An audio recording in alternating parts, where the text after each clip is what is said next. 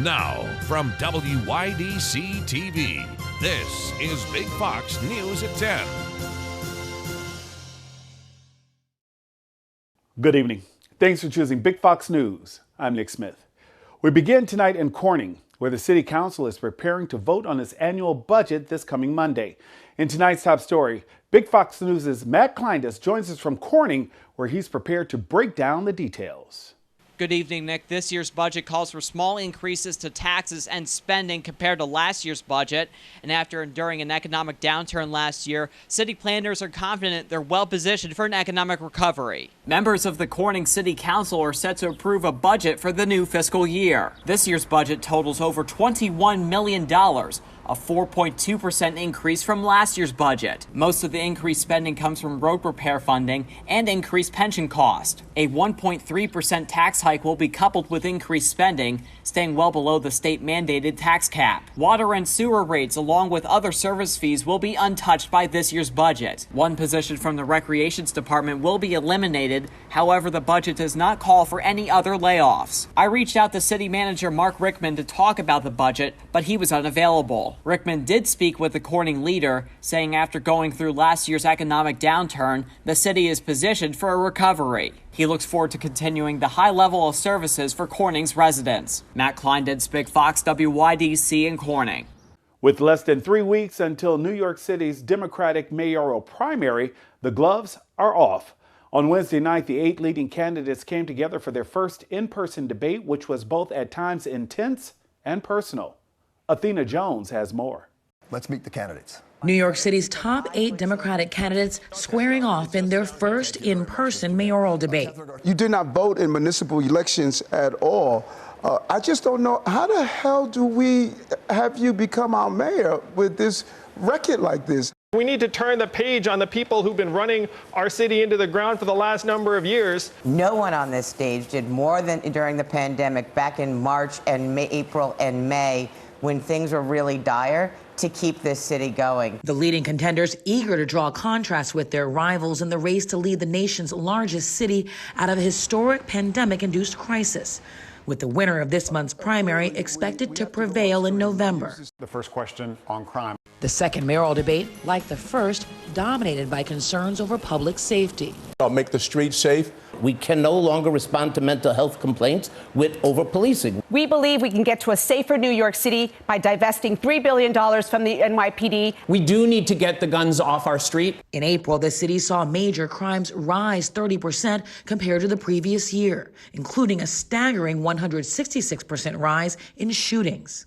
If we're going to turn around our economy, we have to make this city a safe city. Brooklyn Borough President Eric Adams, a former New York police captain, has made public safety a centerpiece of his run. I was beaten by police at 15, so I became a police officer to battle racism from within. He calls for early intervention in at-risk communities and well-trained police to prevent gun violence, while also stressing the need to build trust. We must have a police department that we trust and that is going to do its job of keeping the people of this city safe. Former presidential candidate Andrew Yang says crime is high on voters' list of concerns. We're going to need to address these concerns neighborhood by neighborhood. He is focused on overhauling oversight of the NYPD and diversifying the force. Defunding the police is not the right approach for New York City. We need to go on a massive recruitment drive. Former Sanitation Commissioner Catherine Garcia has put forth what she calls practical ideas to reform the NYPD. We need to have police officers live in the city, be a little bit older, have transparent discipline, and really measure the community impact. Civil rights lawyer Maya Wiley, in a 3-way battle for the progressive vote, pledging to transform the NYPD. This is the time for a mayor with the courage to confront the bureaucracy, developers, and the NYPD. She wants more mental health resources. And we need to have the resources to invest in what allows us to need fewer police officers, and that is mental health services. That is making it easier to get a job than a gun. A New York art gallery owner says the vandalism on his art space makes an obvious statement. He was targeted because he's black. Lori Chung has the story. I just want to document the vandalism here at 26 Mercer. Rocco Wright says this is what he found at his Soho art space this week. The name Black Wall Street Gallery defaced and covered in white paint. It was very deliberate and intentional insofar as like there were no other businesses with vandalism, but also like it was one specific space. It was the vinyl lettering that read Black Wall Street Gallery. The gallery's current exhibit is called 21-Piece Salute, a tribute to the victims of the 1921 Tulsa Race Massacre and the community once called Black Wall Street. Wright says the timing of the vandalism was no accident. It suggested that there was somebody who didn't support the success of a Black entrepreneur who was aware of the history of Black Wall Street and the 1921 Tulsa Race Massacre, because this happened exactly 100 years to the date. Wright says he believes it happened sometime between late Sunday night and early Monday morning. Now the NYPD's Hate Crimes Task Force is handling the investigation. New Yorkers are able to see that racism still exists and it exists in New York City. Wright says he won't be intimidated, planning to leave the vandalism as it is to send his own message. I'm going to leave that white paint smeared on the window, and I'm going to put another vinyl sticker above it that reads Black Wall Street Gallery. And they can try and do that again. Then we'll put another one up because we go high when they go low. Two kids, just 12 and 14 years old, facing charges after officials say they opened fire on deputies, is just one more instance in what's being called an epidemic of gun violence. Britt Conway has the latest on that night and why experts say gun violence is on the rise. A disturbing scene in Volusia County, Florida. Shooting out the rear window toward my direction. Stand by. The sheriff there released a compilation of clips from body camera footage of what happened after he said a 12-year-old boy and a 14-year-old girl broke into this house and grabbed guns that were inside. Documents show they were runaways from Florida United Methodist Children's Home. Police say the pair fired shots at them multiple times over more than a half hour. The 14-year-old girl was shot and badly hurt. Whoever's got a med kit, some type of med kit, I need it up here now in the garage. The 12-year-old boy arrested. No deputies were hurt. Where have we gone wrong that 12-year-old and 14-year-old think it's okay to take on law enforcement? But what happened here is part of a bigger problem. In another area of Florida racked by gun violence, the top cop is pointing to the courts. Our courts have been shut down. Courts are not holding people accountable. Last year, many of America's largest cities saw a more than 30% increase in homicides amid protests over racial injustice, a collapsing economy, and the pandemic. Mental health issues, we see financial stress and unemployment, and the availability of guns is a constant in the United States, and we've seen record gun sales again in 2021. With it, gun violence is on the rise too. I'm Britt Conway reporting. A new court filing by the attorney for former Minneapolis police officer Derek Chauvin cites multiple allegations of misconduct during his trial. Chauvin was convicted April 20th on all accounts in the death of George Floyd. The 54-page memorandum filed Wednesday highlights multiple examples that defense attorney Eric Nelson says prevented Chauvin from receiving a fair trial. Nelson said there was prosecutorial misconduct, juror misconduct, witness intimidation, and a barrage of prejudicial news. Chauvin's attorney repeatedly argues in the filing that many of those issues could have been corrected if the judge had granted a change of venue. Two Senate committees are releasing a report focused on security concerns surrounding the January riot at the Capitol. The Senate Rules and Homeland Security and the Governmental Affairs Committees are expected to release their findings next week. The bipartisan investigation had a narrow scope and was tasked only with looking at what security failures contributed to the insurrection. Recommendations contained in the report will likely provide the basis for new funding to beef up Capitol security. Will kids wear face masks when they return to in-person learning in the fall? Well, that's a big question for parents and school staff members. The CDC is signaling it may lift the recommendation over the summer. As of now, the agency recommends students wear masks in classroom settings. The CDC says it's reviewing both COVID infection and vaccination rates. COVID vaccines are currently approved by the FDA for children as young as 12 years old, but no younger. CDC Director Dr. Rochelle Walensky says she believes the guidance to wear masks in schools will be lifted before classes resume in the fall. The Corning Farmers Market made its triumphant return along Riverfront Park today. Residents gather throughout the morning to purchase freshly grown produce and flowers from local vendors. Liz Martin says she's excited that the farmers market is back and is happy to see people support local businesses. It's really great to be back at the farmers market. It feels kind of like the first day of school, like, okay, here we go, new season starting up. So it's great to have local veggies. It's great to have people come out and buy them. It's great to have people support local businesses. The market will be open every Thursday from 10 until 3. The Corning Farmers Market runs until October 28th.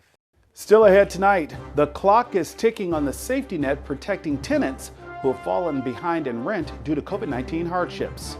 We're going to see a decline in the availability of rental property. They've hurt middle-class property owners and landlords. Hear why small landlords say they haven't gotten a fair shot and why some tenants are asking for more time. Here's your local stock market update from Big Fox.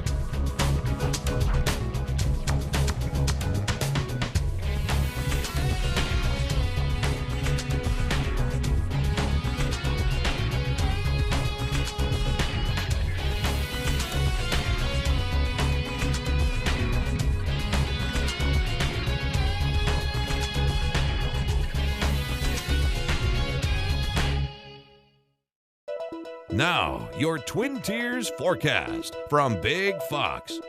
Tonight's Big Fox forecast is brought to you by William Mattar. Good evening, everyone. We are going to see some more rain as we head into tomorrow, and it will linger throughout the day, but it will start to diminish in coverage. And once the rain diminishes, we are expecting those temperatures to really heat up. Our average high is 75 degrees for tomorrow, and we're going to do a little bit better than that.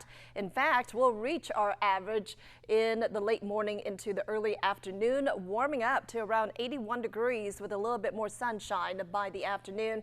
And then there could be a stray afternoon shower or two, but overall I think our rain chances will start to end by noon, and then we should see a little bit drier conditions for the weekend. So let's take a look at our future radar, where we're finding showers for tonight into early tomorrow. Clouds will start to really decrease, especially after the noon hour on Friday. Just a few showers down to our south, and then just a stray shower or two in the evening hours from Bath into Cornell, possibly even into Elmira before this whole system moves away.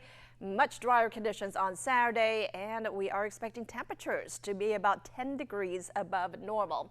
So for your Saturday, south winds will start to bring a surge of warm air. We're talking about highs back into the upper 80s, and it looks like that summer heat will be here as we head into the end of the weekend, with temperature readings in the 90s as we head into the second half of your June month.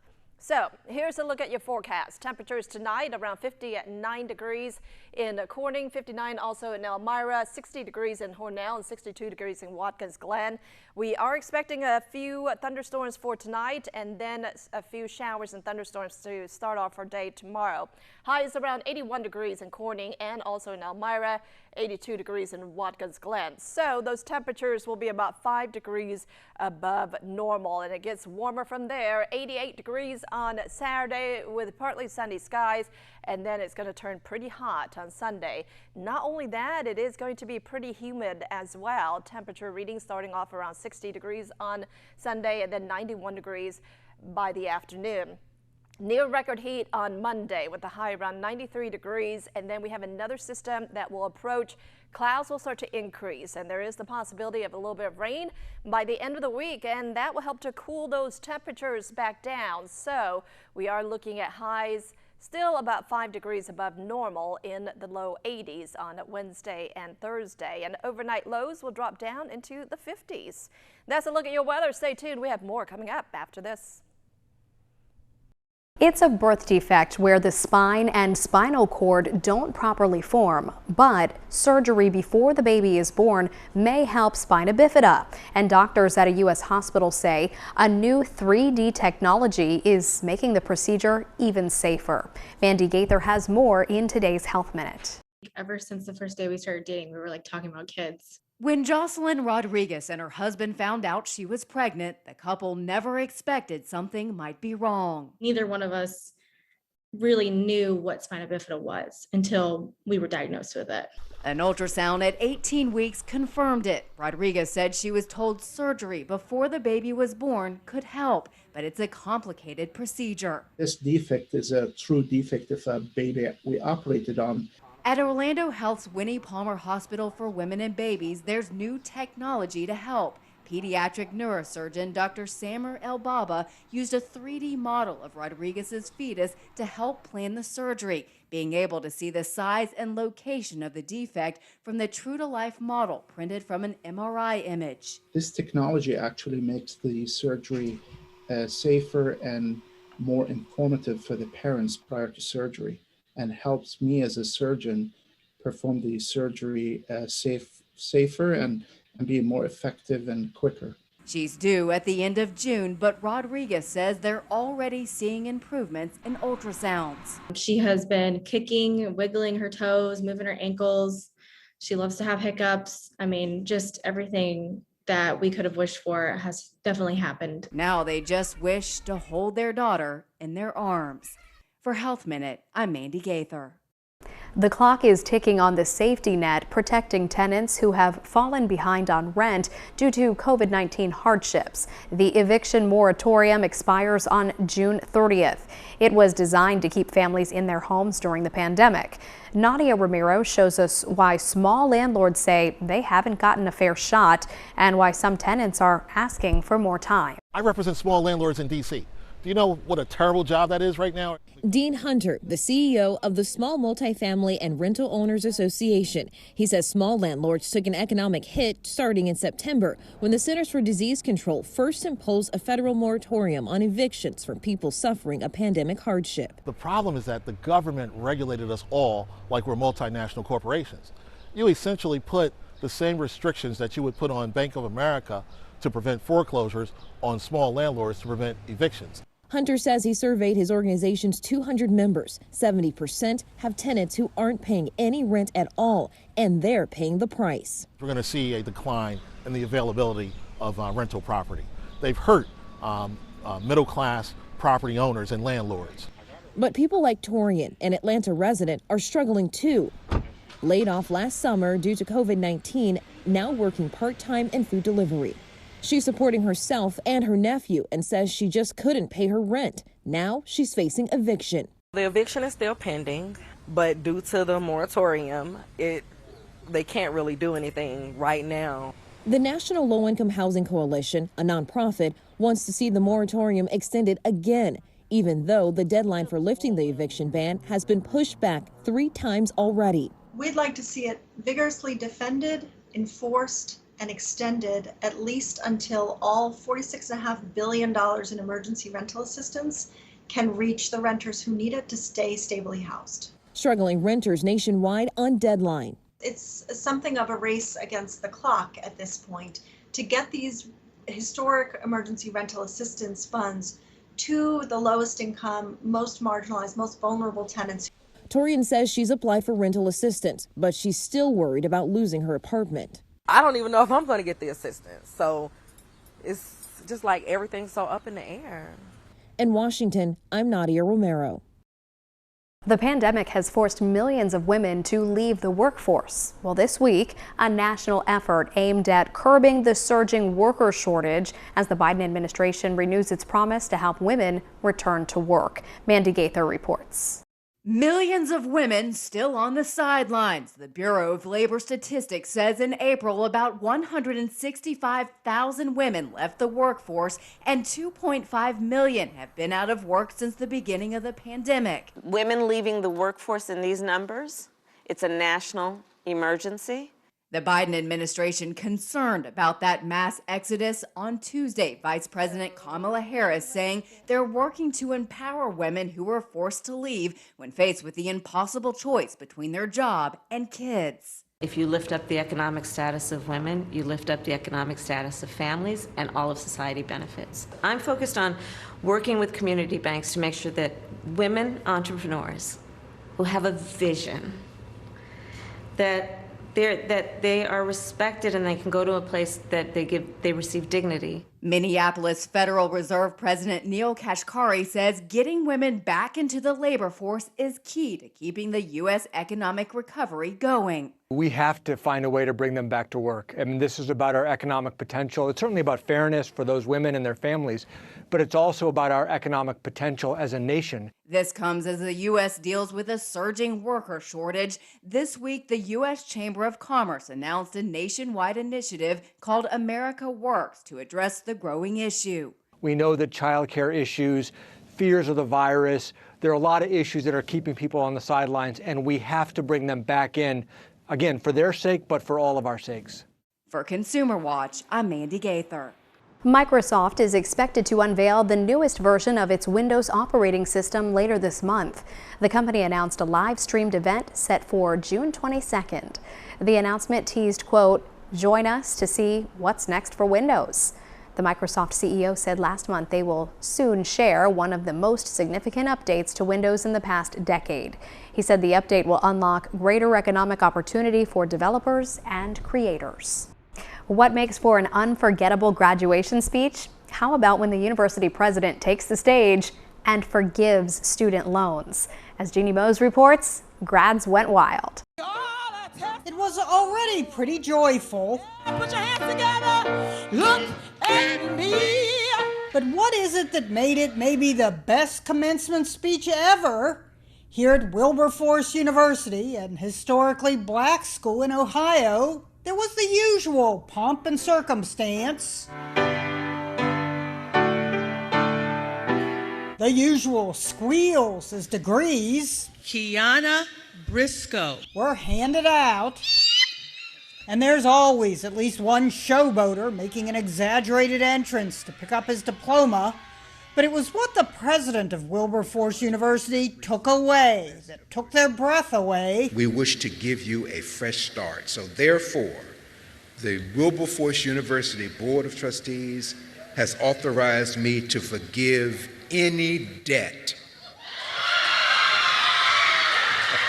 Student loans owed to Wilberforce were simply erased. Grads Tyler and Taylor Thompson, twins, had twin reactions. It was very heartwarming because now we can actually clear our minds and actually focus. It makes me want to do more actually, now that I know I don't have to worry about it. Any federal, state, and private loans won't be wiped out, but Wilberforce got over $375,000 from groups like the United Negro College Fund to pay off debt the graduating class owed to the university. Your accounts have been cleared. And you don't owe Wilberforce anything. Nothing except maybe some gratitude. They were dancing their way out of debt. Jeannie Mose, CNN, New York. We want to leave you with a smile tonight. Check out these adorable little ones. They're the newest members of the Toledo Zoo in Ohio. It announced the births of 2 Siberian tigers this week. The endangered tiger cubs were born at the facility in March of this year. The baby boy and girl are the first tiger cubs to live at the zoo in 9 years. Now, they may look like twins, but their caretakers say they could not be more different.